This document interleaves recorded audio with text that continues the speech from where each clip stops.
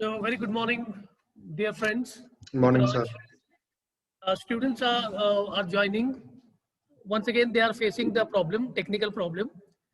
I've been sending the meeting ID and the password, but some students are getting a bit confused regarding getting in the entire online process. And just a moment ago, I have also already sent the meeting ID and the password. And let us see that in a moments to Yes, come, sir. our friends will be joining. But till then, we'll continue the discussion. This happens to be the Sure, second. sir. This happens to be the second class of BA Part 2, and I'll be sharing the course content. From today onwards, we are going to start the journey of our paper. In the last class, I told you something about the world of cinema, correct? And we are going to have a thorough discussion about the world of literature and how the world of literature is related to the world of the beautiful world of cinema, and how both of these different fields, they are correlating with each other. So before we get into some more discussions about the literature and cinema, let us try to understand what exactly is there in this paper that we are addressing in the third semester. So it is optional English semester number 3. I'm going to deal with paper number 3 entitled Literature and Cinema. And since this is one of the important contexts, and I will be sharing the presentation to you, that course outcomes, how the things are going to be there, what we are going to be get benefited of doing this paper. We'll be having 2 papers this semester, 2 papers next semester, paper 3, paper 4. We'll be having this semester number 3 and paper 4, 5 and 6. No, you'll be having 3 and 4, 5 and 6 next semester. So as far as this paper is concerned, paper number 3 entitled Literature and Cinema, these are the outcomes that we are looking at. The first one, after studying the course contents, after studying the prescribed text, what we will be benefited of? We will be benefited in terms of development of our critical approaches towards the film adaptations. There have been so many different films that have been made on the basis of the work of literature. It could be short story, it could be novel, it could be drama. So after studying the prescribed text in this paper, among all of us, there would be a sense of critical approaches towards the film adaptation will be developed. Second, we will be in a position to analyze issues and practices of cinematic adaptations. What we'll be highlighting of? We will be in a position of analyzing the issues and practices of cinematic adaptation. The third outcome that we will look forward to is how we can relate film with literary adaptation. And finally, development of skills of script writing, writing literary reviews of films in the newspapers, in the English newspapers, Hindi newspapers, English newspapers, particularly the weekend, maybe Friday, maybe Saturday, we come across the supplement in which we have the film reviews.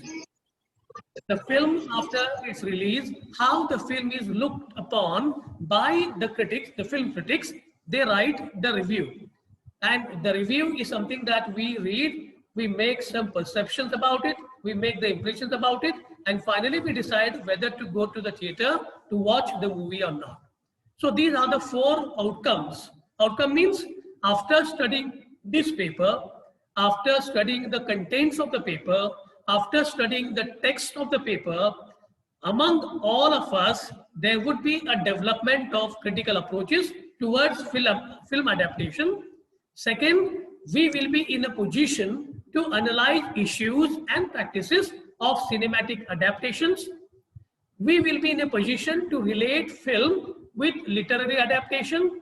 And finally, there would be a development of skills of script writing, literary review of films writing. I have been told that one of our friends, that is Ruturaj Chavan, is associated with the film industry. He is working as an assistant director in the film industry. So naturally, we will be having a good time dealing with this paper, because we have one particular friend who is actually working in the film industry.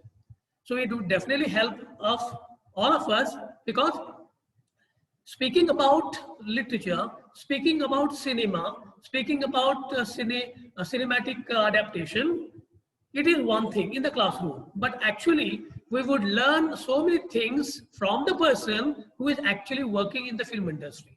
So we are very fortunate enough that in this class we have a friend who has the first-hand experience of working in the film industry, and his contribution or his presence, his reviews and suggestions will definitely help us in understanding the contents of the paper in much more detail, in detailed manner.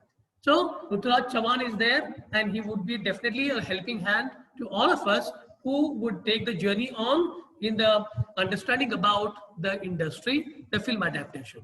So these are the 4 outcomes that we will be looking at doing this paper. So what are the contents? Means what are the things, what are the topics, what are the texts that are prescribed to you in this paper number 3? Number 1, in this semester, you'll be having 4 modules. There will be 4 modules. You call them 4 units.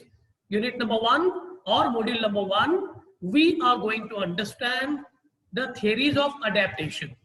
There have been so many experts, there have been so many film critics who have narrated on the theories of adaptation. So certain important film critics we are going to refer to, and we are going to understand the theories of adaptation. Second module, that we will be looking at adaptation as interpretation. Adaptation as interpretation, this is module number 2. In module number 3, we have the world famous dramatist, that is William Shakespeare. William Shakespeare's drama, Comedy of Errors, is prescribed, and that drama has been adapted into making a Hindi film called Angur. So we are going to consider the text, that is the drama written by William Shakespeare, Comedy of Errors, and its adaptation, Hindi adaptation, that is Angur. So this is going to be module number 3, and module number 4, we will be having some practical work. We have a project, we have an oral presentation on comparison between any text and its adaptation. It is just on the lines of representation, we are prescribed this William Shakespeare's Comedy of Errors and its adaptation, the Hindi adaptation called Angur. So these are the 4 modules. Module number 1, that concerns with theories of adaptation. Module number 2, it concerns with adaptation as interpretation. Module number 3, we have prescribed the text, the drama, the comedy by William Shakespeare called Comedy of Errors and its adaptation, Angur. And finally, we will be having some practical work in terms of project, in terms of oral, on comparison between any text, the text and its adaptation in the form of a movie. So this is how we are going to get on with this particular course. These are the 2 texts, or other 2 texts prescribed to us. One, it is the product, the literary product, what you call the work of art, the work of literature, that is William Shakespeare, the Comedy of Errors. This is the play that has been written in the 16th century. William Shakespeare was born in 1564. William Shakespeare 1564 to 1616. So this is the lifespan of William Shakespeare. and he has written 36 plays. All these 36 plays, we are going to have a thorough understanding about Shakespeare when we get into the Comedy of Errors. But for the time being, it is important for us to understand that William Shakespeare happens to be the most coveted, the most revered dramatist of the world. And he belonged to the 16th century. He was born in the year 1564 and he died in 1616. And his dramatic career started by 1578-79. Means he started writing dramas, various types of dramas, by the year 1578-1579, when he left his native place and went to England or London. There he started writing plays. So all these 36 plays that he has written at different periods of his life have different flares. We have the comedies, early comedies, we have some historical plays, we have some plays based on the Greek, we have some romances, we have the greatest tragedies, Macbeth, Othello, King Lear. So all of these different kinds of dramas he has written at different stages of his life, we are going to refer to. So we are prescribed one text of William Shakespeare that he has written in the 16th century, that is called the Comedy of Errors. So Comedy of Errors happens to be the early play of William Shakespeare.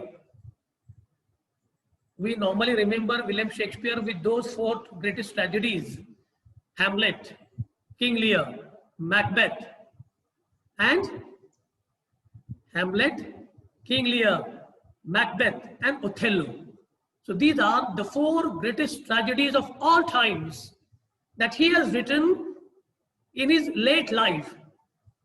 And when he started writing plays, he was not mature. He was just learning the trade. He was just learning the craft. He was making some experimentations. He was just learning the things. He was just learning the trade. And then this happens to be the early play of William Shakespeare, that is Comedy of Errors. And William Shakespeare's Comedy of Errors has been made use of in the making of a film called Angur, which is directed by the famous dramatist, famous poets, that is Gulzar, that 1982. So these are the two texts. We are going to consider William Shakespearean Comedy of Errors as a text, as a literary product. And we are looking at Angur, a visual text. Cinema is a visual text. So we are prescribed two texts. One, the Comedy of Errors, which is a literary text, which is a literary product. And second, we have the film called Angur, that is the adaptation of Comedy of Errors. We are looking at it as the visual text. So these are the texts we are prescribed. So in this context, let us try to make the things very clear. We are going to have the understanding about literature and cinema. And since you have completed the first year of your graduation, you got admitted to the second year. And in this semester, we are going to have the discussion about the world of literature and the world of cinema. How we are going to be benefited of this doing film, we have understood that. What are the course contents of the paper? We have understood that. What are the tests prescribed to you? We have understood that. Now let us start with the discussion about what we call the world of literature. The world of literature is quite known to you. You have been doing it. You have been right from maybe 5th standard, 6th standard, 7th standard, doing languages, particularly Marathi, Hindi, English. You have been exposed to the beautiful world, the world of poetry. You have been prescribed some poems. You have been prescribed some short stories. By this time, you must have read the novels. Many might be in Marathi, might be in Hindi, might be in English. You must have read the poetry. You must have read you must have seen the dramas. So all of these are different, artifacts. All of these are different literary products. They fall under the fabric of literature. There are 64 fine arts. And among these 64 fine arts, one of the most fascinating, one of the most loving, one of the most loved, one of the most thought over, one of the most appealing, one of the most enchanting, one of the most influencing is the world of literature. We have 64 fine arts and there are 14 streams of knowledge. How many arts are there? 64 fine arts. And these 64 fine arts, among these 64 fine arts, literature is the sublimes, the most sublime. And there are 14 streams of knowledge.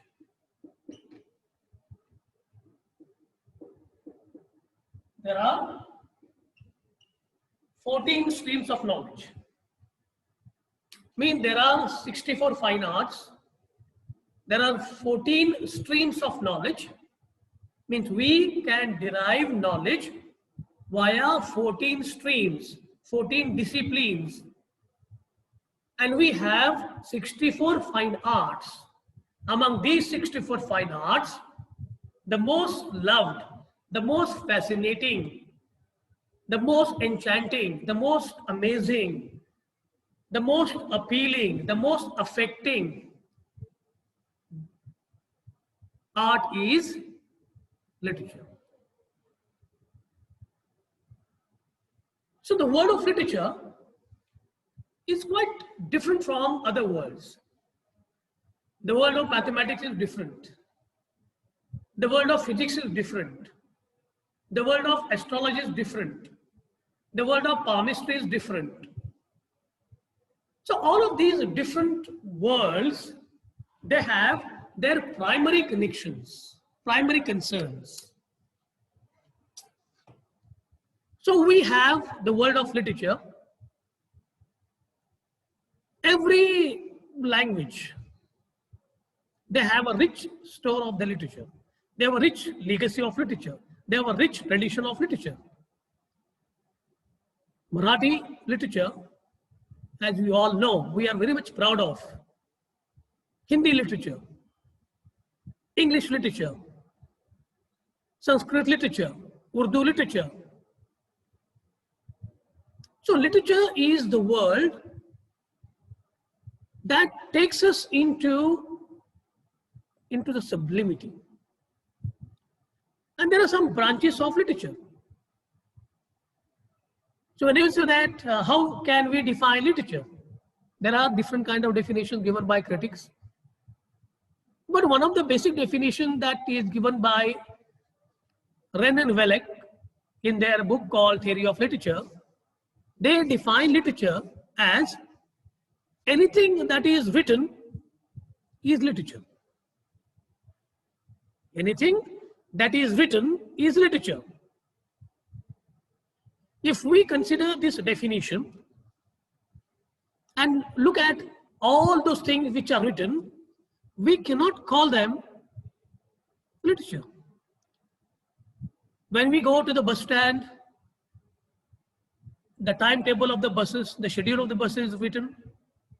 Is it a literature? No. When we go to the railway station, so many boards informing the passengers about the arrival of the train, the departure of the trains. They are written, they are displayed. Can we call them, call it literature? No.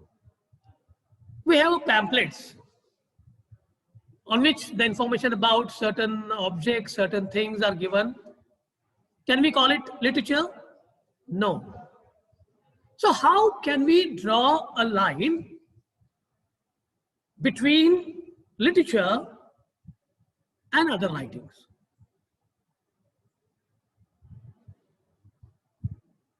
Language has two manifestations. Primarily, language is speech. And writing is a system that has been developed far late in the recent past. So speech and writing, these are the two manifestations of language. Language functions in these two modes. Either we speak or we write. So anything that is spoken, if it is represented by through a system, we call it a writing. So what is the dividing line between literature and other forms of writing? We have what are the different things that we write? We write letters, we write articles, we write advertisements, we write speeches. You don't call them literature.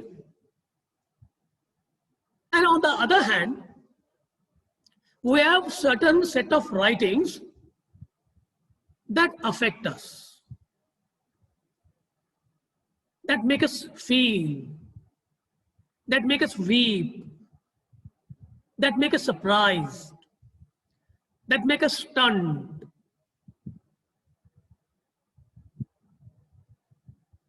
So the world of literature takes us into the different world, the world of imagination. When you read a poem, you get lost into it. When you read a novel, you get lost into it. When you watch the drama being performed, you get lost into it.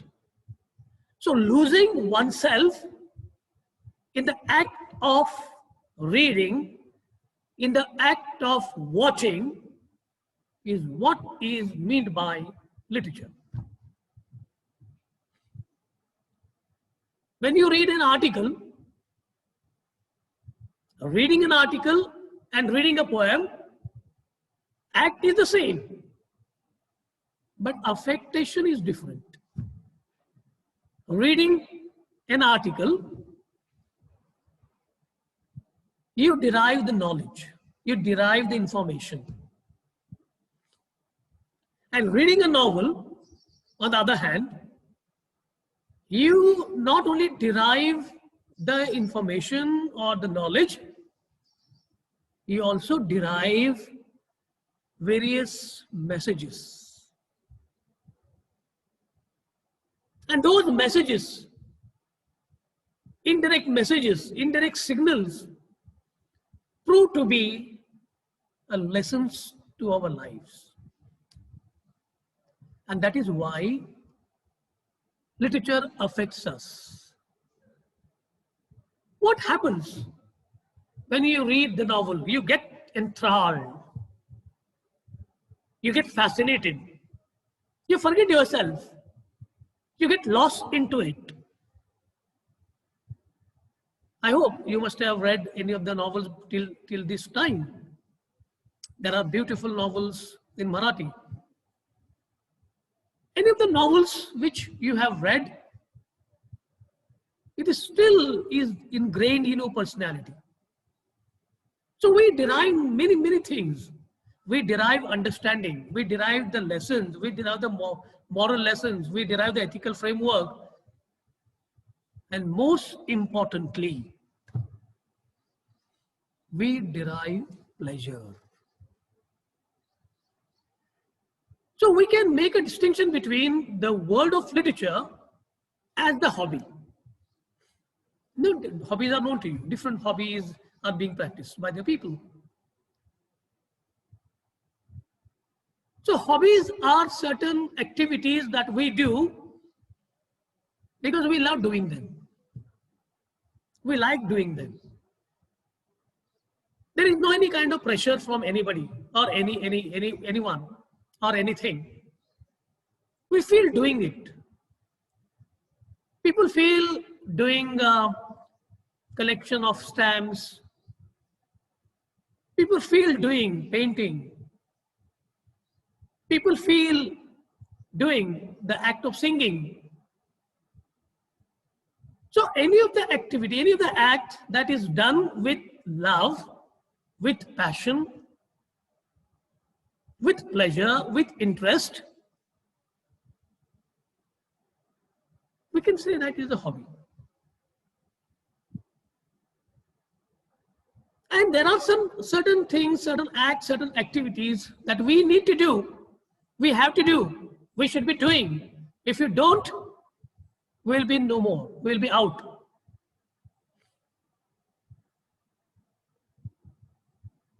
If I want to survive, I need to breathe in, breathe out. Breathe in, breathe out. I need to inhale. I need to exhale. If I want to live in the world, I need to eat. If I want to live in this world, if I want to be alive, I have to drink water. I have to eat. I have to breathe in. I have to breathe out. These are some natural obligations on our part. We have to do, whether you like it or not. You can't say that. No, I'm fed up with breathing. Let us stop for a couple of days because we are fed up with this act of breathing in, breathing out. Can we say this? No, you can't. Can you say that? Now I've been eating for last so many years. Now I'm fed up with this eating. Let us not eat for a couple of days, for a couple of months. Can you say this? No. These are the obligations, natural obligations one has to comply with. So there are some external compulsion, natural compulsion over the human beings. But on the other hand, there are some activities we have with us. There is no any compulsion from anything, anybody. We feel doing it. Singing is something that we feel doing it. Whenever you feel,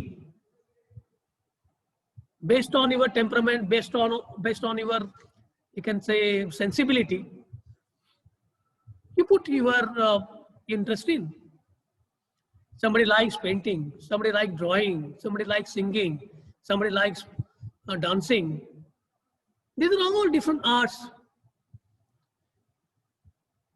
Dance is a rhythmic movement of the body. So whenever the dancer feels, feeling is from inside.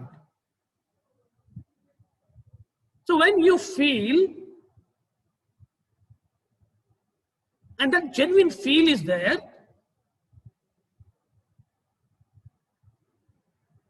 and based on your sensibility, you could act, you could perform, you could put on music, you can listen to songs, listening to the old songs, new songs, painting, drawing, sculpture. These are all different arts. These are different hobbies people put to. So dance is the rhythmic movement of the body. The body is maintained in such a rhythmic pattern, giving birth to this dance. So what is the attribute of a dance? The attribute of a dance is the entire body, the body of this dancer. Likewise, singing. What is the attribute of a singer? Is a voice, the modulation of the voice. And what is the attribute of a writer? Is the language. The medium of a singer is the voice, the tonal quality of voice, the texture of the voice, the modulation of the voice, the clarity of the voice, played with the rhythm, played with the beats, the musical notes. Dance the entire body, the expressions, the gestures, the rhythmic pattern, the rhythmic movement of the body. And the medium of a writer is the language. It is through the language the writers share. So literature has two important, I can say, functions. Number one, to delight. The function of literature is to delight, the readers and to instruct. These are the two functions of literature. What does it mean, the first one, to delight? To delight means to give pleasure to the readers. The poet writes a poem, the novelist writes the novel, the dramatist writes a drama, the short story writers write short stories. And all these different forms of literatures, they are produced for giving pleasure, giving delight to the readers. When we read a novel, we feel very good. We feel pleasured with. We get delighted with. And second is to instruct, to educate. Writing is a serious business. Writing a novel is a serious business. Writing a poem is a serious business. No doubt it is written for the sake of pleasure. No doubt it is written for the sake of giving pleasure. No doubt it is written giving for the delight to the readers. At the same time, at the back of that mind of the writer, that every writer wants to convey some sort of messages to the readers. So when the writer writes a novel, the primary function of the writer that he has in his mind is to give delight. He makes use of the language in such a beautiful way that the readers reading the patterns of the words, the construction of the sentences, the patterns of the clauses and the phrases and the words, they get lost into the beauty of the world of language. And at the same time, the writer has one serious thought. He is writing not just for the sake of giving pleasure. He writes to give some sort of understanding, some sort of messages to the readers. So to delight, to delight and to instruct, to educate, to inform. These are the two functions that every writer wants to convey through his writing. So literature is an umbrella term. And in this beautiful garden of literature, there are different forms, there are different branches. So to delight and to instruct, these are the two important functions of literature. And the world of literature is formed of different sub-branches. Literature is an umbrella term and it encompasses different forms. The first, poetry. Second, drama. Third, novel. These are called the major branches of literature. What are the major branches of literature? Poetry, drama, novel. These are called the major branches of literature. When you look at the sequence, poetry has been given the prominence. Number one, you may be having a question coming to your mind. Why? Why not drama that has been given the primacy? Why not novel has been given the primacy? We can say that poetry is the most ancient form of literature. Whether it is the Eastern civilization or the Western civilization, we can very firmly say that the most ancient form of literature is poetry. On what basis can I say this? I can say on the basis of our scriptures. All our scriptures of the world, if you look at the structure, all the scriptures of the world, they are in the poetic form. The Ramayana is in poetic form.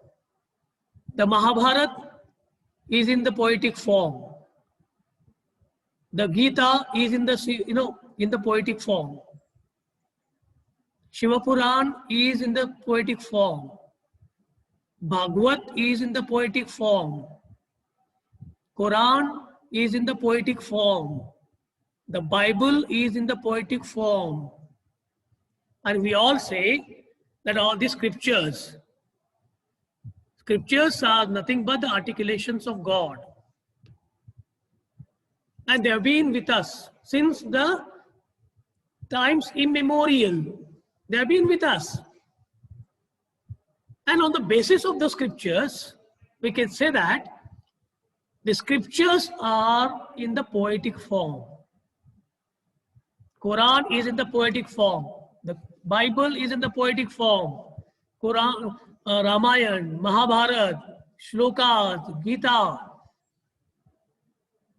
All of these scriptures are in the poetic form. On that basis, we can say that poetry has been with us since the times immemorial. Since the inception of human life, the legacy of poetry has been flowing. The drama as a form of literature, it got developed in the 10th century. In terms of poetry, we cannot say, we cannot ascertain the time, we cannot ascertain the era, we cannot ascertain the period and say very firmly that poetry developed from this particular century, from this particular time. We cannot say this because we don't have any evidences. On the basis of scriptures, we can say that. Because we say that the scriptures are times immemorial. They are timeless. Likewise, poetry is timeless. But in terms of drama, we have the evidences. And the basis of the evidences, we can say that the world of drama began from the 10th century onwards. It means that prior to the 10th century, that is AD, after the death of Jesus Christ, this is how the time is divided. So BC and AD, before Christ, after the death of Christ. So after AD, in the 10th century, the drama as a form of literature developed. It means that in the 8th century, 9th century, 7th century, there were no dramatic conventions practiced in the world.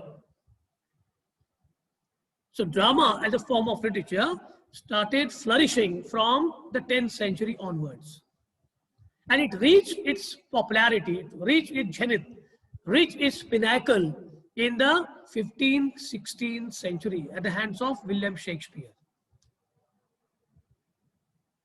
And novel as a form of literature, it developed quite late in the 18th century. Because we have certain evidences by which we can say that novel as a form of literature developed from the 18th century onwards.